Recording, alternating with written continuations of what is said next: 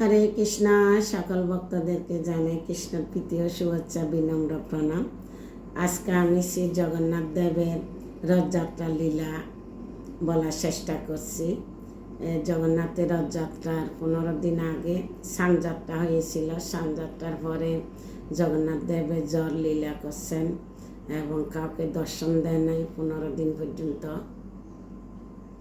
তারপর কীভাবে জগন্নাথ আলামনাথের রূপ ধারণ করছে, গণেশের রূপ ধারণ করছে, লীলাগুলো আমি আগে দিয়েছি।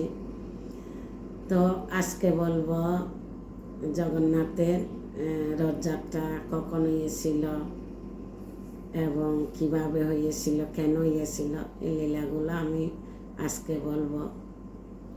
তো নীলমাধব রূপে ইন্দ্রদ্যুম্ন যখন নীলমাধব ভগবানকে দর্শন করতে পারে না, তখন আত্মহত্যা করতে চেয়েছিল। তখন জগন্নাথ স্বপ্নতে দেখাইছে, তুমি আত্মহত্যা করো না, আমি কাঠ রূপে আসতেছি, কাঠ দিয়ে তুমি আমার বিগ্রহ তৈরি করো। তখন এই বিগ্রহ তৈরি করার জন্য ব্রাহ্মণ রূপে জগন্নাথ দেব আসছে, অনেক সূত্রধর আসছিল। তো কেউ কাঠ থেকে বিগ্রহ তৈরি করতে পারে না। লীলাগুলো আমি আগে বলছি, একটু মনে করাই দিচ্ছি।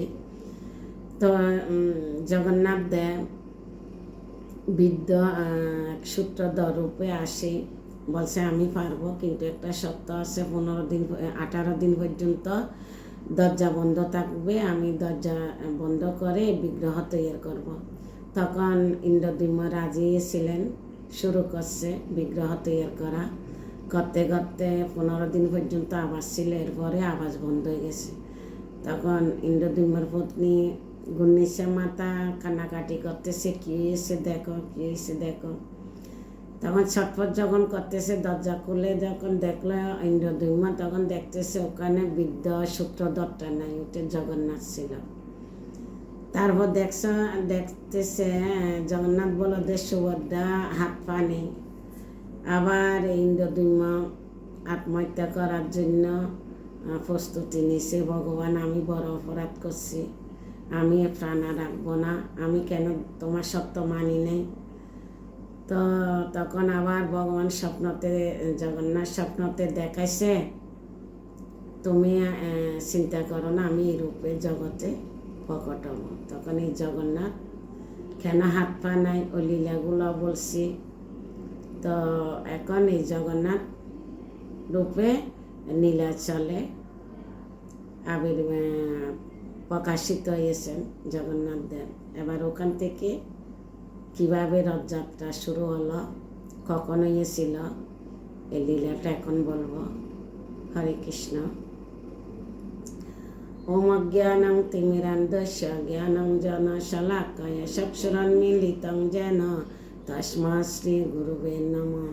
শ্রী চৈতন্য মনোভীষ্টং স্থাপিতং যেন ভূতলে স্বয়ং রূপ কদা মায়ং দদাতি স্বপদান্তিকম। বন্দেহং শ্রীগুরো শ্রীযুতপদকমলম শ্রীগুরূন বৈষ্ণবাংশ। শ্রীরূপম সাগ্রজাতং সহগণ রঘুনাথং বিতং তং সজীবম সাদ্বৈতং সাবধূতং পরিজন সহিতং কৃষ্ণ চৈতন্য দেবং। শ্রী রাধা কৃষ্ণ পাদান সহগণ ললিতা শ্রী বিশাখানিতং স। এ কৃষ্ণ করুণা সিন্ধু দীনবন্ধু জগৎপতে গোপেশ গোপিকা কান্ত রাধাকান্ত নমস্তুতে। তপ্ত কাঞ্চন গৌরাঙ্গী রাধে বৃন্দাবনেশ্বরী বিশ্বভানুসুতে দেবী প্রণমামি হরিপ্রিয়ে। বাঞ্ছাকল্পতরুভ্যশ্চ কৃপা সিন্ধুভ্যেব চ পতিতানাং পাবনেভ্যো বৈষ্ণবো নমো নমঃ। জয় শ্রীকৃষ্ণ চৈতন্য প্রভু নিত্যানন্দ শ্রী অদ্বৈত গদাধর শিবাসাদি গৌর ভক্তবৃন্দ। হরে কৃষ্ণ কৃষ্ণ কৃষ্ণ হরে হরে, হরে রাম রাম রাম হরে হরে। নীলাচল নিবাসায় নিত্যায় পরমাত্মনে বলভদ্র সুভদ্রা বম জগন্নাথায় তে নমঃ। হরে কৃষ্ণ। সুপ্রাচীনকাল থেকে ভারতবর্ষ শ্রী জগন্নাথ দেবের রথযাত্রা মহোৎসব অনুষ্ঠিত হয়ে আসছে। এই রথযাত্রা নীলাচল পুরুষোত্তম ধামে সর্বশ্রেষ্ঠ উৎসব। এই উৎসবটা জগন্নাথপুরীতে প্রধান উৎসব শুরু হয়েছিলেন। ভগবান শ্রী জগন্নাথ দেব মহারাজ ইন্দ্রদ্যুম্নকে স্বপ্নে আদেশ করেছিলেন, আষাঢ় মাসের শুক্ল দ্বিতীয়াতে শ্রী বলদেব ও সুভদ্রা দেবী সহ আমাকে রথে আরোহণ করিয়ে নবযাত্রা বা রথযাত্রা উৎসব সম্পাদন করবে এবং গুন্ডিচা মন্দির পর্যন্ত নিয়ে যাবে। তখন থেকে রথযাত্রা উৎসব চলে আসছে। তা এর আগে গুন্ডিচা মাজনে এসে গুন্ডিচা মাজন কীভাবে হয়েছে লীলাটা আগে বলছি। জগন্নাথ দেব 15 দিন পর্যন্ত লক্ষ্মী দেবীর হাতে সেবা পেয়েছিলেন। লক্ষ্মী দেবী অনেক সন্তুষ্ট এবং জগন্নাথ দেবও সন্তুষ্ট লীলা পেয়ে। তারপর লক্ষ্মী দেবীর নির্দেশে এই রথযাত্রা শুরু করেছে এবং বলছে আজকে যাব কালকে আসব গুন্ডিচা মন্দিরে। তো এরপরে লক্ষ্মী দেবী আরও 2 দিন দেখছে। 5 দিনের দিন লক্ষ্মী দেবী হেরা পঞ্চমী বলে ওইটাকে। পঞ্চম দিনে লক্ষ্মী দেবী কি লীলা করছে এটার পরে ওইটা শ্রবণ করাবো, এটা আর একটা ভিডিওতে। তো জগন্নাথ দেবের কত অদ্ভুত লীলা। এখন আমি 4-5টা মানে স্নানযাত্রাতে রথযাত্রা গুন্ডিচা মন্দির মার্জন 5-6টা ভিডিও করছি। আরও হেরা পঞ্চমীর লীলাটা অনেক অদ্ভুত, অনেক সুন্দর। তো এটা শ্রবণ করাবো। তো ব্রহ্মার দ্বিতীয় পরার্ধে কোনো এক সত্যযুগে শ্রী জগন্নাথ দেবের মহারাজ ইন্দ্রদ্যুম্নের রথযাত্রা প্রবর্তনের নির্দেশ দিয়েছিলেন। সেটা বহুকালের ঘটনা, তাই রথযাত্রার সূচনা নিয়ে ঐতিহাসিক পাণ্ডবদের বাদানুসারে কোনো মানে হয় না। রথযাত্রার প্রায় 15 দিন আগে জ্যৈষ্ঠ পূর্ণিমাতে শ্রী জগন্নাথ দেবের আবির্ভাব তিথি উপলক্ষে মহাস্নানযাত্রা মহোৎসব অনুষ্ঠিত হয়। জগন্নাথ দেবের আবির্ভাব হয়েছে স্নানযাত্রার দিন। অজস্র চিন্ময় জল দ্বারায় অভিষিক্ত হওয়ার ফলে শ্রী জগন্নাথ দেবের সেই জড়লীলা প্রকট করেন।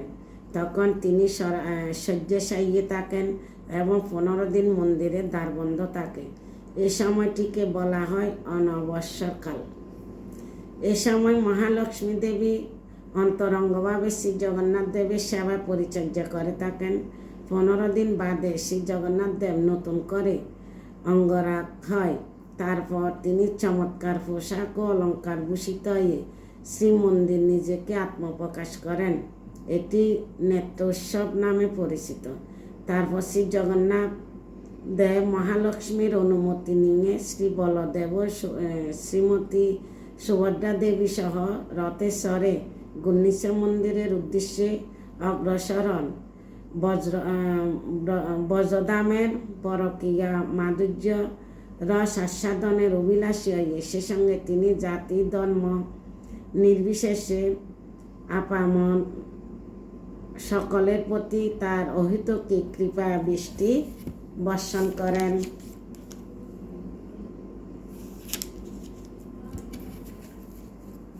তাই শ্রী জগন্নাথ রূপী শ্রীকৃষ্ণ বৃন্দাবনের স্মৃতি উদয় হওয়ায় তিনি নীলাচল রূপ দ্বারকায় থাকতে পারছিলেন না। তিনি বৃন্দাবন দর্শনের উৎসাহিত হয়েছিলেন। তাই রূপ গোস্বামী অনুগত ভক্তরা শ্রী জগন্নাথ দেবকে রথের দড়ি টেনে বৃন্দাবনে নিয়ে যাচ্ছেন। ব্রজবাসীদের সঙ্গে শ্রীকৃষ্ণের মিলন করাবার জন্য, যাতে শ্রীকৃষ্ণ ও ব্রজবাসীদের দীর্ঘকালের পুঞ্জীভূত বিরহনল প্রশমিত হয়। এই মনোভাব নিয়ে গড়িয়া ভক্তরা রথে রশি টানেন। 5,000 বছর পূর্বে এক বিশেষ সূর্যগ্রহণ উপলক্ষে অনেক মুনি ঋষিরা কুরুক্ষেত্রের সাম্যাত্মক পঞ্চকে গিয়েছিলেন। সেখানকার পবিত্র দোপারায়ণ রাসে স্নান করার মানসে সে সময় বৃন্দাবনের সমস্ত ব্রজবাসীরা সেখানে উপস্থিত হয়েছিলেন। সূর্যগ্রহণকে উপলক্ষ করে শ্রীকৃষ্ণের রূপমাধুরী দর্শনের আশায় শ্রীকৃষ্ণ যেহেতু দ্বারকাধীশ, তাই শ্রী বলরাম ও অন্যান্য যাদবদের সঙ্গে হাতি, ঘোড়া, রথ আদির দ্বারা পরিশোভিত হয়ে তিনি রাজকীয় বেশে সে তীর্থক্ষেত্রে এসে উপস্থিত হয়েছিলেন। সে কুরুক্ষেত্রে তীর্থে বৃন্দাবনে বিভিন্ন রসের ভক্তরা শ্রীকৃষ্ণের সঙ্গে যথাযথভাবে ভাব বিনিময় করেছিলেন, কিন্তু শ্রীমতী রাধারানী সহ তার খাইবহ অন্যান্য মাধুর্য রসের ব্রজাঙ্গনারা তাদের প্রাণনা শ্রীকৃষ্ণকে অন্তর থেকে আলিঙ্গন করেছিলেন। কিন্তু শ্রীকৃষ্ণের এই রাজকীয় বেশ দেখে শ্রীমতী রাধারানী পরিপূর্ণ তৃপ্তি করতে পারেন নাই, কারণ শ্রীকৃষ্ণকে দেখছে বৃন্দাবনে মানে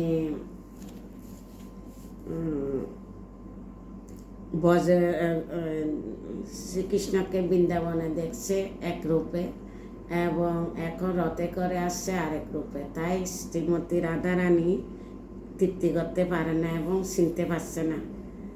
তাই তখন তিনি কামনা করেছিলেন শ্রীকৃষ্ণ যেন বৃন্দাবনে ফিরে আসেন, যাতে তিনি পূর্বের মতো যমুনা ফুলনিতে পঞ্চম সুরে শ্রীকৃষ্ণের বংশীদারি শুনতে পান। আগে তো বংশী বাদন করত, গোশালা যে গরু চরান করত, সবার সাথে মানে হাসি মজাক করত। তো এখন দেখতেছে রাজা বেশে আসছে, তাই শ্রীমতী রাধারানী চিনতে পারছে না। শাস্ত্রে উল্লেখ রয়েছে, কে যখন রথারূঢ় শ্রী জগন্নাথ, শ্রী বলদেব ও শ্রীমতী সুভদ্রা দেবীকে দর্শন করেন তখন তার আর পুনর্জন্ম হয় না। রথে আরোহণ করে গমন করতে থাকলে প্রতিমধ্যে ব্রাহ্মণগণ যা স্তব করতে থাকেন এবং সেই স্তব শ্রবণ করে যিনি প্রতি পদে পদে প্রসন্ন হন তিনি দয়ার সাগর, যিনি নিখিল জগতের বন্ধু এবং যিনি সমুদ্রের প্রতি সদয়ে সদোপকূলে বিরাজ করেছেন, সে প্রভু জগন্নাথ আমার নয়ন পথের প্রতীক। এইটা হচ্ছে যে জগন্নাথের রথযাত্রা লীলা কিভাবে মন্দির থেকে আসছে, অনেক আছে। আমি মাঝখানে থেকে যেটা ইম্পর্টেন্ট ওইটা তুলে ধরছি, কারণ পুরো বলতে গেলে অনেক লম্বা, আর এগুলো আমি আগে বলে ফেলছি আলেকভাবে বোঝার জন্য। এখন একসাথে যদি সব বলতে যাই 1 ঘন্টা হবে, তো সেই জন্য আমি মেইন পয়েন্টটা তুলে ধরছি রথযাত্রার, আর আগেগুলা আলেগ করে দিয়েছি। হরে কৃষ্ণ। এই রথ যখন বের হয়, কেন বের হয়? সবাইকে কৃপা করার জন্য। জগন্নাথ দেব তো মন্দিরে থাকে, সবাই তো মন্দিরে আসতে পারে না, তো সে কারণে জগন্নাথ দেব বের হয় বলদেব সুভদ্রা সহ সবাইকে কৃপা করার জন্য। হরে কৃষ্ণ। সবাই শ্রবণ করবেন এবং আমাকে কৃপা আশীর্বাদ করবেন। হরে কৃষ্ণ। সবাইকে প্রণাম, ভুল ত্রুটি মার্জনা করবেন।